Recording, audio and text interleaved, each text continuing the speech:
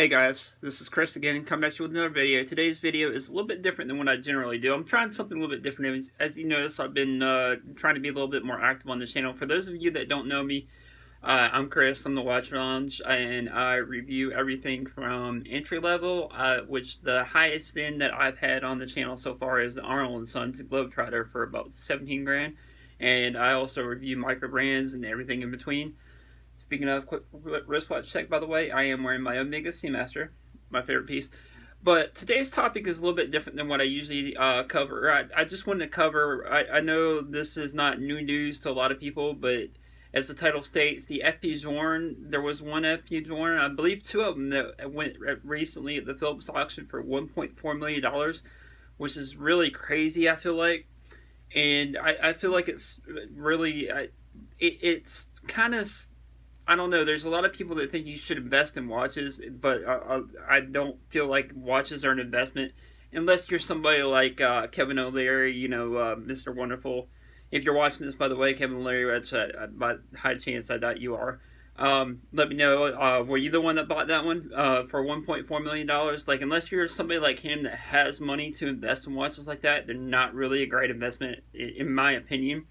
But I do think it is kind of good for the hobby that people are willing to spend that kind of money on watches. And it's just, in today's economy, you just don't know what's going to happen. And I feel like the F.P Journe it was a tourbillon. It was like one of 20, I think like 14 to 20 that went at the Phillips auction for $1.4 million. Now it was Swiss francs, I believe, that it went 1.4 million Swiss francs, which is about 1.5 million, I think, US. Correct me down there if I'm wrong, guys. But again, like I said, that's I can kind of see why it went for that much, because that's not one that you're gonna see out in public. Like I said, 1 of 20. You don't really see many F.P Journes at all in general. Really, I see a few posted on Facebook here and there, but overall, you don't really see the actual F.P Journe in too many circles. So that it's kind of cool, like I said, just to see the $1.4 million. Is F.P Journe the new king? Are they topping Rolex? Are they going to be the next Rolex fad? And speaking of Rolex, there's a couple things I didn't understand at the auction, guys. Let me know if you think. There's a theory going around the internet right now that Rolex is actually buying up their pieces, and I don't know if that's true or not, because an actual investor I don't think would spend. I believe they had a new Batgirl and a new Pepsi GMT went for, I believe it was like $33,000. When those things retail for, what is it, $13,000, I believe. And they're making kind of Rolex kind of like unattainable for the regular guy like me. As you know, I'm saving for Rolex Explorer 1 right now. That's what's on my radar, but Rolex is making it kind of hard for the average Joe like myself, you, and most of the guys that watch my channel. It's making it harder and harder for us to be able to afford the watches. Rolex used to be a brand that was really attainable. You can go in. It was something special, you know, you get for your son's graduation or a big life event, something like that, graduating college, or you know, have a baby, something like that. So, some kind of milestone in your life where you were able to go get the Rolex, but now it's making it kind of unattainable for the regular guy. And that was my rant on the Rolex. Is I don't feel like their prices, like I said, that GMT, and it was from 2018. It's not like it was a rare GMT or anything like that.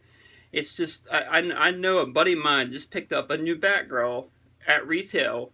I believe it was at retail up in North Carolina. And like I said, I don't see paying the $33,000. Why would anybody want to pay $33,000 when you can just get on wait list? Possibly get it, possibly not. It depends on the connections you have with AD. But I feel like F.P Journe is a little bit different from Rolex, whereas, like I said, you're not going to see the F.P Journe out in public unless you're at like a watch meet or something like that. Then you might see one. Like I said, I've seen a few here and there, like in the groups and everything, but not overall. Like the circles that I know, you don't really see too many either. I know a lot of people with Rolex and everything like that, but like I said, with the Rolex, I just feel like they're making them unattainable for the everyday collector, which is, I don't think it's cool, which I get why Rolex is doing it. They're marketing their name in everywhere around the world. You know Rolex, just like you know Nike or Coca-Cola, Rolex. Like I said, that's just my rant on Rolex. I just feel like they're trying to make them unattainable. And let me know what you guys think down in the comments below. Do you think that rumor is true? Do you think that Rolex is buying back all their pieces at higher prices, trying to mark them up, trying to make them in that level with F.P Journe, or in that Holy Trinity level with Vacheron? Which, believe it or not, Vacheron and a couple of APs, I believe, went at the auction for a decent price. There was a couple of decent prices there, here and there, for Vacheron, which I feel like Vacheron is a really good buy right now. Kind of underrated our brand. As you know, that's my long-term end-all collecting watch is the Vacheron Overseas. And I did see hat ring went for about $20-something thousand, which I feel like that is kind of... That's good for Habring, which I've held Habring in person. I've seen him in person when I went to Philly. I went to the boutique that sells them up there. Really nice guy that sells them, and the brand is just really spectacular. If you haven't had one or seen one in person, they're a bespoke brand, and they went for, I think there was one that went for about 25 grand, somewhere around there. But like I said, I could see that in the F.P Journe. I could see, like I said, a lot of higher-end collectors are going for F.P Journe. So I could see F.P Journe probably taking over the reins of Rolex here in the next year or so, whereas like the Paul Newman Rolex was the highest one. And correct me down there if I'm wrong, but I think the F.P Journe is close to, if not higher than the Paul Newman Daytona. But I just feel like watches are getting a little crazy, and it's solidifying brands like Omega. Like, Omega's available, guys. This has been kind of a rant. Like I said, I feel like Omega is getting a little bit better than some of the others because they're available. You can walk into the boutiques. Yeah, they have all kind of limited editions, this, that, and the other, but they're available, guys. Like I said, you can walk into boutiques that are open, or the 80s that are open, and you can get an Omega, a Seamaster, whereas it's almost next to impossible to get a Submariner. It's not impossible, but it's really hard to do. And there are a lot right now getting that, but like I said, the $30-something thousand, even an investor like Kevin O'Leary, I don't think he would even pay that, because he can go to an AD, he's probably high on their list, and he can probably get a Pepsi or a Batgirl anytime he wants, brand new, every papers, box, everything, just because that's who he is. But like I said, I don't think it's collectors like him that are buying the Rolex. Now he may have been one that bought the F.P Journe. I know he's a big F.P Journe fan. But I don't see collectors buying a Rolex like that. Like I said, that just doesn't make sense to pay $33,000. I feel like that's Rolex just trying to corner the market and up their brand equity, up their brand prestige. It's just...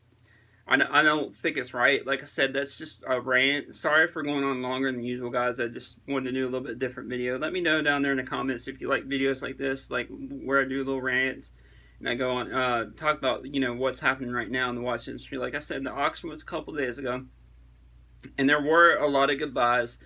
And like I said, it's just Rolex is just getting way. I feel like they're getting way out of hand, guys. What do you guys think? Let me know down in the comments. If you haven't already, please like, subscribe. Comment down below, and I will catch you guys in the next one. Alright, peace.